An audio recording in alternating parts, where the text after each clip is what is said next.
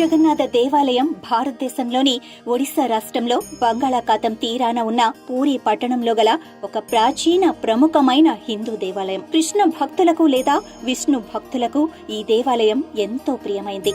ఆలయ విగ్రహాలు చెక్కతో తయారు చేసి ఉండటం ఇక్కడి ప్రత్యేకత. ఆలయంలో శ్రీకృష్ణుడు, సుభద్ర, బలరామ సమేతంగా దర్శనమిస్తారు. జగన్నాథుడు అనగా విశ్వానికి ప్రభువు పేరుతో ఆలయ దైవం ఉంటుంది. సంస్కృత భాషలో జగత్, విశ్వం, నాథ్, ప్రభువు అని అర్థం. హిందూ ఆచారాల ప్రకారం భక్తులకు, ముఖ్యంగా విష్ణువు, కృష్ణుడిని ఆరాధించు వాళ్లకు ఈ గుడి ప్రముఖమైన పుణ్యక్షేత్రం. ప్రతి హిందూ తన జీవిత కాలంలో తప్పక దర్శించవలసిన 4 ధామ్ పుణ్యక్షేత్రాలలో ఈ దేవాలయం కూడా ఉంది. ఈ దేవాలయం ప్రతి ఏటా నిర్వహించే రథయాత్ర లేక రథ ఉత్సవానికి ప్రసిద్ధి చెందింది. ఇందులో 3 ప్రధాన విగ్రహాలను ఎంతో గొప్పగా, అందంగా అలంకరించిన రథాలపైన ఊరేగిస్తారు. మధ్యకాలం నుంచి ఈ ఉత్సవం అధిక మత తీవ్రతతో ముడిపడి ఉంది. వైష్ణవ సంప్రదాయాలకు ఈ ఆలయంతో దగ్గర సంబంధమున్న రామానంద స్వామి వారికి ఈ గుడి ఎంతో పవిత్రమైంది. గౌడీయ వైష్ణవ మతస్థులకు కూడా ఈ ఆలయం ప్రాముఖ్యమైంది. ఈ మత వ్యవస్థాపకుడైన చైతన్య మహాప్రభు ఆలయంలోని జగన్నాథ విగ్రహానికి ఆకర్షింపబడి చాన్నాళ్లు పూరిలోనే నివసించారు. ఈ ఆలయ మూలాలకు సంబంధించిన సాంప్రదాయ గాథల ప్రకారం కృతయుగం చివరలో అసలు రూపంలో జగన్నాథుడు అనగా విష్ణు విగ్రహ రూపం పూరి సముద్ర తీర సమీపంలోని మర్రి చెట్టు దగ్గర ఇంద్రనీల లేదా ఒక నీలి ఆభరణంగా అవతరించాడు. అది ఎంత ప్రకాశవంతమైనది అంటే దాన్ని చూసిన వారికి తక్షణ మోక్షం లభిస్తుంది.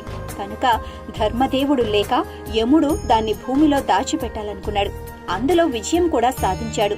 ద్వాపర యుగంలో మాల్వాకి చెందిన ఇంద్రద్యుమ్న అనే రాజు అంతుపట్టని ఆ రూపం గురించి తెలుసుకోవాలని సంకల్పించి తన లక్ష్యం కోసం ఘోరమైన తపస్సు చేయసాగాడు.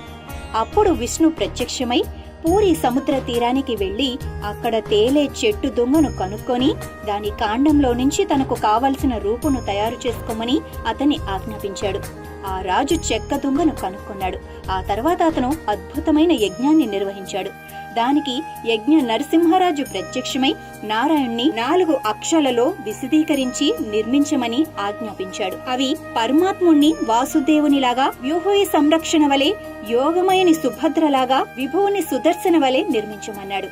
రాజు ముందు విశ్వకర్మ చిత్రకారుని రూపంలో ప్రత్యక్షమై చెట్టు నుంచి జగన్నాథ, బలభద్ర, సుభద్రల రూపాలను తయారు చేశాడు. జగన్నాథుణ్ణే తీసుకుంటే శబరాలు అనే ఆదివాసీలు ఆయన నారాయణ్ణి మారు రూపంగా పూజిస్తారు. ఇంకొక నేపథ్యం ప్రకారం ప్రాచీన కాలం నుంచి అక్కడే నివసిస్తున్న ప్రజలు ఆయన నీలి రాయితో తయారు చేసిన నారాయణు ప్రతిరూపమైన నీల మాధవ్గా కొలుస్తారు. ఆయన్ను నీలగిరి, నీల పర్వతం లేక నీలాచలకు తీసుకువచ్చి బలరామ, సుభద్ర సమేతంగా జగన్నాథునిగా నెలకొల్పారు. ఈ చెక్క విగ్రహాలు ప్రాచీన కాలం నుంచి వస్తున్న చెక్క స్తంభాలను కొలవటం అనే ఆచారంతో ముడిపడి ఉన్నాయి. వీటన్నిటికన్నా ఒడిశాకే చెందిన ఆదివాసీల వంశస్థులుగా చెప్పుకునే దైవపతులు ఇప్పటికీ ఆలయంలో జరిగే పూజా కార్యకలాపాలతో అధిక శాతంలో పాల్గొంటూ ఉంటారు. జగన్నాథ ఆలయ వంటశాల భారతదేశంలోనే అతిపెద్ద వంటశాల. సాంప్రదాయాల ప్రకారం ఇక్కడ వండిన వాటిని శ్రీమందిర రాణి అయిన మహాలక్ష్మీదేవి పర్యవేక్షిస్తుందని అంటారు. ఒకవేళ అక్కడ తయారైన వంటలలో ఏదైనా లోపముంటే వంటశాల దగ్గర కుక్క నీడ కనిపిస్తుందని చెబుతూ ఉంటారు. మహాసురులుగా పిలిచే వంటవాళ్లు దీన్ని మహాలక్ష్మీదేవి కలతకు ప్రతీకగా భావించి ఆ వంటను సమాధి చేసి మళ్లీ కొత్తగా వంట మొదలు పెడతారు. ఇక్కడ మొత్తం వంటలంతా హిందూ ఆచారాల ప్రకారం జరుగుతాయి. వంటకు మట్టి కుండలను మాత్రమే ఉపయోగిస్తారు. వంట కోసం వంటశాల దగ్గర ఉన్న గంగా, యమున అనే 2 పవిత్ర బావుల నుంచి తోడిన నీటిని మాత్రమే ఉపయోగిస్తారు. ఇక్కడ 5 ప్రత్యేక ముహూర్తాలలో రత్నవేది, భోగ మండపాలలో ఉన్న ప్రతిమలకు పెట్టడానికి 56 రకాల నైవేద్యాలు ఉన్నాయి. ఆలయ వైదిక కర్మల ప్రకారం మధ్యాహ్నం 1 గంటకు పెట్టే కోతోభాగా లేదా అపద అనే ప్రసాదం కోసం అందరూ ఎదురు చూస్తూ ఉంటారు. జగన్నాథునికి సమర్పించిన తర్వాత ఈ భోజనాన్ని తగినంత మొత్తంలో మహాప్రసాదంగా ఆలయంలోని సింహద్వారానికి ఈశాన్యంలో ఉన్న ఆనంద బజారులో పంచుతారు. అక్కడి భక్తులు దీన్ని ఎంతో పవిత్రంగా భావిస్తారు. జగన్నాథ రథయాత్ర భారతదేశంలో అత్యంత ప్రసిద్ధిగాంచినది. పూరి జగన్నాథ రథయాత్ర ఈ ఉత్సవం ప్రతి సంవత్సరం జూన్ లేదా జూలై నెలల్లో నిర్వహిస్తారు. ఈ రథయాత్రలో శ్రీకృష్ణుడు, బలరాముడు, సుభద్ర విగ్రహాలను పూరీ వీధుల్లో ఊరేగిస్తారు. రథం సుమారు 45 అడుగుల ఎత్తు, 35 చదరపు అడుగుల వైశాల్యం కలిగి ఉంటుంది. దీనికి 7 అడుగుల వ్యాసం కలిగిన 16 చక్రాలుంటాయి. దాదాపు 4000 మంది భక్తులు కలిసి ఈ రథాన్ని లాగుతారు.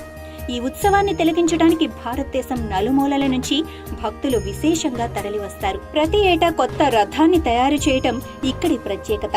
ఈ యాత్ర పూరీ నుండి గుండిచా దేవాలయం వరకు సాగుతుంది. జగన్నాథ రథయాత్ర జరిగేది ఆషాఢ శుద్ధ విధియ నాడే అయినా అందుకు 2 నెలల ముందు నుంచే ఏర్పాట్లు మొదలవుతాయి. వైశాఖ బహుళ విధియ నాడు రథ నిర్మాణానికి కావలసిన ఏర్పాట్లు చేయమని ఆదేశిస్తాడు పూరీ రాజు. అందుకు అవసరమైన వృక్షాలను 1072 ముక్కలుగా ఖండించి పూరికి తరలిస్తారు. ప్రధాన పూజారి 9 మంది ముఖ్య శిల్పులు, వారి సహాయకులు, మరో 125 మంది కలిసి అక్షయ తృతీయ నాడు రథ నిర్మాణం మొదలు పెడతారు. 1072 వృక్ష భాగాలను నిర్మాణానికి అనువుగా 2188 ముక్కలుగా ఖండిస్తారు. వాటిలో 832 ముక్కల్ని జగన్నాథుడి రథం తయారీకి, 763 కాండాలను బలరాముడి రథ నిర్మాణానికి, 593 భాగాలను సుభద్రాదేవి రథానికి ఉపయోగిస్తారు. ఆషాఢ శుద్ధ పాడ్యమి నాటికి రథ నిర్మాణాలు పూర్తయి యాత్రకు సిద్ధమవుతాయి. జగన్నాథుడి రథాన్ని నంది ఘోష అంటారు. 45 అడుగుల ఎత్తున ఈ రథం 16 చక్రాలతో మిగతా రెండింటికన్నా పెద్దదిగా ఉంటుంది. ఎర్రటి ఛాయలున్న పసుపు వస్త్రంతో నంది ఘోషను అలంకరిస్తారు. బలభద్రుడి రథాన్ని తాళ్ల ధ్వజం అంటారు. దీని ఎత్తు 44 అడుగులు, 14 చక్రాలుంటాయి. ఎర్రటి చారలున్న నీలి వస్త్రంతో ఈ రథాన్ని కప్పుతారు. సుభద్రాదేవి రథం పద్మధ్వజం, ఎత్తు 43 అడుగులు, 12 చక్రాలుంటాయి. ఎర్రటి చారలున్న నలుపు వస్త్రంతో పద్మధ్వజాన్ని అలంకరిస్తారు. ప్రతి రథానికి 250 అడుగుల పొడవు, 8 అంగుళాల మందం ఉండే తాళ్లను కడతారు. ఆలయ తూర్పు భాగంలో ఉండే సింహద్వారానికి ఎదురుగా ఉత్తరముఖంగా నిలబెడతారు. రథయాత్ర నేపథ్యం గురించి రకరకాల కథనాలు ప్రచారంలో ఉన్నాయి. ద్వాపర యుగంలో కంసుడిని వధించడానికి బలరామకృష్ణులు బయలుదేరిన ఘట్టాన్ని పురస్కరించుకొని ఈ యాత్ర జరుపుతారని ఒక కథనం. ద్వాపరకు వెళ్లాలన్న సుభద్రాదేవి కోరిక తీర్చే ముచ్చటే ఈ రథయాత్ర అని మరికొందరు చెబుతారు. ఇక గుండిచాదేవి మందిరం విషయానికొస్తే పూరి జగన్నాథ ఆలయాన్ని నిర్మించిన ఇంద్రద్యుమ్న మహారాజు భార్య గుండిచ. ఆవిడ కూడా జగన్నాథ బలభద్రుల కోసం ప్రధాన ఆలయానికి 3 కిలోమీటర్ల దూరంలో ఒక మందిరం నిర్మించింది. అదే గుండిచ ఆలయం. రథయాత్రలో భాగంగా అక్కడికి తీసుకువెళ్లిన 3 విగ్రహాలను ఈ గుండిలోని రత్నసింహాసనంపై కూర్చుండబెట్టి గుండిచాదేవి పేరిట ఆతిథ్యమిస్తారు. ఒక రకంగా చెప్పాలి అంటే గుండిచా మందిరం జగన్నాథుడి అతిథి గృహం అన్నమాట.